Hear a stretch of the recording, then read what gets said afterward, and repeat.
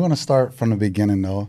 You grew up in South London, but you moved to Brooklyn, New York. Can you tell us what's that like? Like, what was your childhood like? I was born in South London. I went to New York with my mum when I was 5 years old. And then I stayed in New York until I was about 13. So I did elementary school, junior high school. I remember being like super young and being like, oh, we're going to... I didn't know about the A's. I thought it was actually Africa that we were going to. So I remember telling my friend, these early memories. I remember telling my friend, oh, we're going Africa. And then my friend was like, no, you're going America. And I'm like, man, I'm going Africa. I didn't even know the difference in cultures or anything like that. Anyway, turns out I found myself in Brooklyn, New York.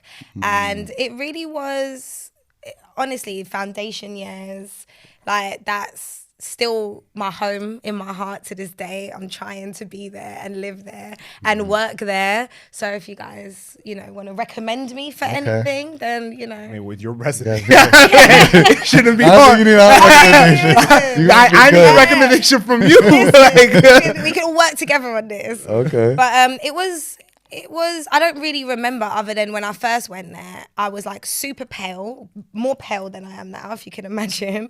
And I had a British accent and they used to call me white girl and I used to start crying. I was like, I'm not white. American ignorance, bro. That's what it is. But I'm imagining you were the only British person. I was definitely the only British person. And, growing up in Brooklyn, after that, I went through the school system and had my times where I was like, quite naughty, actually. I really used to fight. Oh, really? I know. Wait, what part of Brooklyn did you grow up in? First of all, New Lots. That's like a 3 train. It's the last stop on the number 3 train. That's Brownsville, right? Is it no, it's like East New York. That's almost the same. Though. Like, I know. Don't judge me. I'm not judging. Yeah, no judgment. Fighting every day.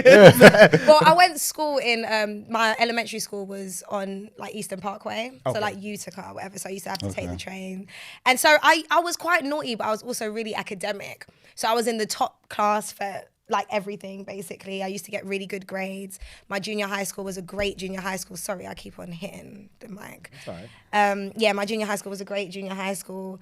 But I don't know, like I think, growing up, people they seen the cute little petite, childish looking face. I mean, I was a child and they used to kind of try me. And then, I went through that in elementary. Don't try a South Londoner.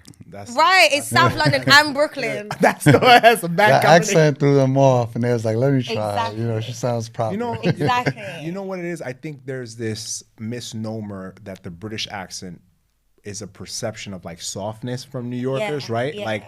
Like you hear guys from the hood, like they can't. How am I supposed to take a guy who talks like Harry Potter seriously? You know what I mean? Say that all the time. I'm like, yeah, go try them. Go, let's go. They're gonna pull out the wand. Like you see things like Top Boy now, and you're like, oh, okay, maybe there is a hood in England. There's a hood everywhere. Actually. Yeah, that's true. But yeah, it was an amazing experience. Like I said, I try and go back every chance I get, and it really made me who I am in terms of I wanted to be a rapper growing up. That was definitely Brooklyn's influence, Absolutely. I think my boldness is definitely from New York. My sense of humor, I think, is also, it has elements of my upbringing in Brooklyn as well. So, absolutely. Yeah. Nice. And I guess growing up in Brooklyn and, being the accomplished presenter and broadcaster that you are, did that have any inspiration on your career choice at all, or the style that you have? Because I've heard some of yours. I've seen and heard you present before, and I could kind of sound like, there's definitely that New York influence in how it is there. So I could definitely see the influence. But